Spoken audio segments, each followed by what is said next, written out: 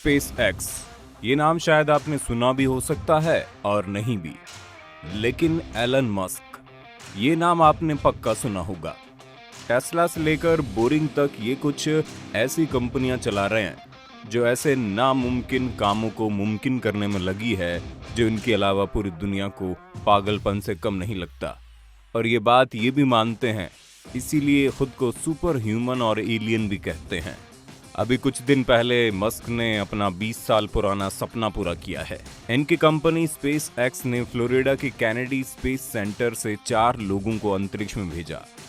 अब खास बात यह है कि ये लोग ना तो अंतरिक्ष यात्री हैं और ना इन्हें अंतरिक्ष की टेक्नोलॉजी की कोई समझ है। मतलब ये अंतरिक्ष में ऐसे घूमने गए थे जैसे आप टाउन पार्क में जाते हैं। जी हाँ, आपने बिल्कुल सही सुना। ये सभी लोग न सिर्फ अंतरिक्ष में गए बल्कि 3 दिन तक रह के भी आए। एलन मस्क की वजह से आम लोग अब पर्यटक बनकर अंतरिक्ष में जाने लगे हैं।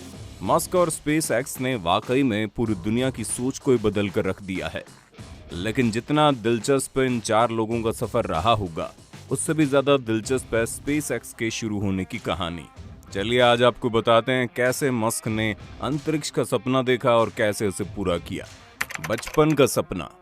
एलन मस्क का जन्म 28 जून 1971 को दक्षिण अफ्रीका के प्रिटोरिया में हुआ था और उन्हें बचपन से कई ऐसी चीजों का शौक था जो आम बच्चों को नहीं होता। जैसे हम सबको बचपन में खेलने और घूमने का शौक होता है, वही मस्क को किताबों और टेक्नोलॉजी का शौक था। इनकी मॉडल माँ और इंजीनियर पिता ने मस्क को टेक्नोलॉजी से लेकर कंप्यूटर तक के बारे में पढ़ने के लिए हर जरूरी संसाधन मुहैया करवाए। दरअसल मस्क के ये शौक स्कूल के समय से ही डेवलप होना शुरू हो गए थे। कंप्यूटर और टेक्नोलॉजी के बारे में पढ़ने के इसी इंटरेस्ट ने मस्क को और आगे बढ़ने के लिए इंस्पायर किया। टीनेज से पहले ही मस्क ने कंप्यूटर सॉफ्टवेयर के बारे में लिखना शुरू कर दिया था।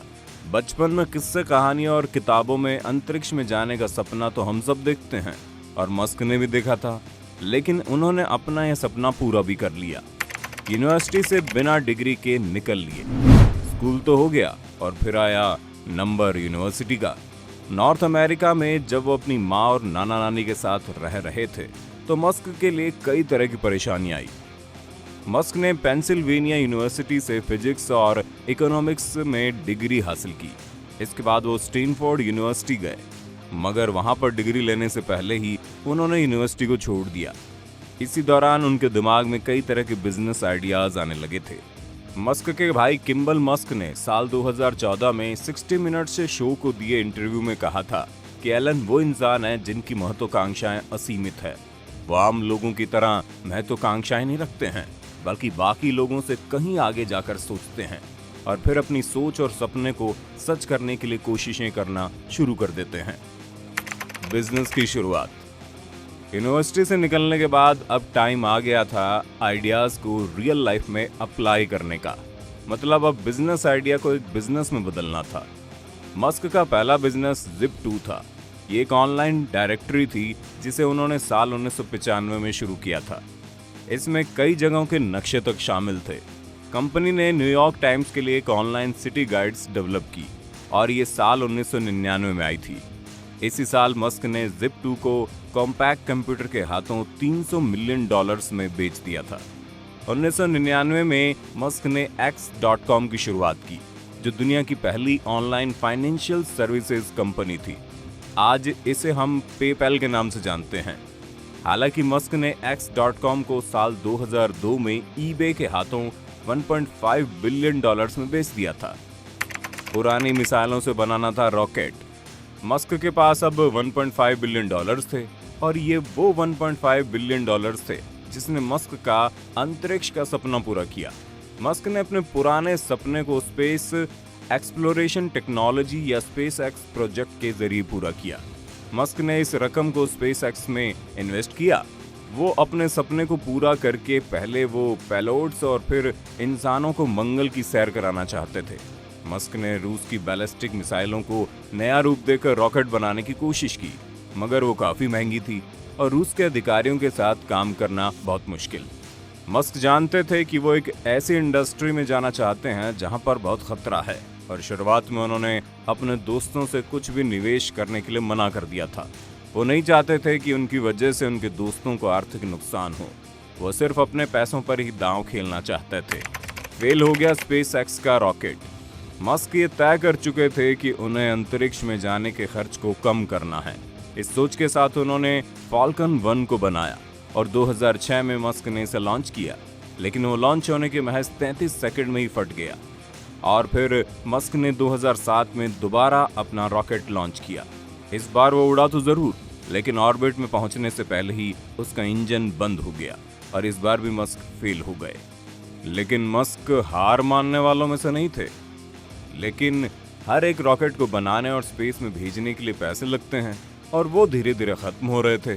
पर फिर भी मस्क ने एक ट्राई और किया और उन्होंने फाल्कन 1 को तीसरी बार स्पेस भी भेजा और इस बार भी वो फेल हो गया। लेकिन इस बार सिर्फ रॉकेट फेल नहीं हुआ था, बल्कि यूएस रॉकेट के साथ कंपनी भी फेल हो गई थी। खुद पर था भरोसा, इसलिए मिली सफलता। मस्क की ये कंपनी बिल्कुल बंद होने की कगार पर थी कि फिर बिलियनियर पीटर थियल ने मस्क की कंपनी में इन्वेस्ट किया और इसे डूबने से बचा लिया। लेकिन जहां 3 बार अंतरिक्ष में जाने के फेलियर के बाद अब सबको लगा था कि ये कंपनी एक बकवास आइडिया थी, वही एक इंसान थे जिसको अभी भी अपनी इस कंपनी से उम्मीद थी। वो थे इसके मालिक और चीफ इंजीनियर एलन मस्क। और इन्होंने अपने इसी उम्मीद के साथ 28 सितंबर 2008 को चौथी बार फाल्कन 1 को लॉन्च किया और इस बार यह लॉन्च सफल रहा और चौथे प्रयास में वो अंतरिक्ष पहुंच गया। लेकिन नासा ने भी मस्क की मदद की। साल 2008 में क्रिसमस से ठीक 2 दिन पहले नासा ने ऐलान किया कि इन्होंने स्पेसएक्स को $1.6 बिलियन का कॉन्ट्रैक्ट दिया है। इस कॉन्ट्रैक्ट के बाद अंतर्राष्ट्रीय स्पेस स्टेशन में सप्लाई पहुंचाने के लिए स्पेसएक्स की मदद ली जाएगी। इस प्रोग्राम को कमर्शियल रीसप्लाई सर्विसेज नाम दिया गया। साल 2012 में स्पेसएक्स अपने कार्गो क्राफ्ट ड्रैगन को 20 बार ISS तक पहुंचा चुकी है। ड्रैगन को कंपनी ने अपने नए फाल्कन 9 रॉकेट से ही लॉन्च किया है। साल 2007 में स्पेसएक्स ने कैप कार्निवाल एयरफोर्स स्टेशन के लॉन्च कॉम्प्लेक्स को लीज किया था। ये एयरफोर्स स्टेशन टाइटन रॉकेट्स का घर है। मस्क चाहते हैं कि रॉकेट्स को दोबारा प्रयोग किया जाए। अब तक स्पेसएक्स के बूस्टर्स 50 से ज्यादा बार फ्लोरिडा, कैलिफोर्निया और दूसरी जगहों पर ड्रोन शिप से लॉन्च होकर धरती पर आ चुके हैं। आज स्पेसएक्स की वैल्यू $76 बिलियन की हो चुकी है और वो स्पेस की दुनिया की वो कुर्सी बन गई है जिस पर बैठकर एलन मस्क स्पेस के बादशाह बन गए हैं। आपको क्या लगता है, मस्क स्पेस भी आपके घर के पास के पार्क की तरह बनाने में सफल हो पाएंगे, जिसमें आप जब चाहें तब जा सके? हमें कमेंट करके बताइएगा। अगर आज की वीडियो पसंद आई हो तो इसे लाइक करने के साथ साथ अपने दोस्तों और रिश्तेदारों के साथ शेयर जरूर कर दें। अगर आप ये वीडियो YouTube पर देख रहे हैं तो चैनल को सब्सक्राइब करके बेल आइकन दबा दें। और अगर Facebook पर आप ये वीडियो देख रहे हैं तो Facebook पेज को जल्दी से लाइक कर दें। फिलहाल के लिए इतना ही। अभी के लिए हमें दीजिए इजाजत। आपसे मुलाकात होगी अगली वीडियो में। शुक्रिया।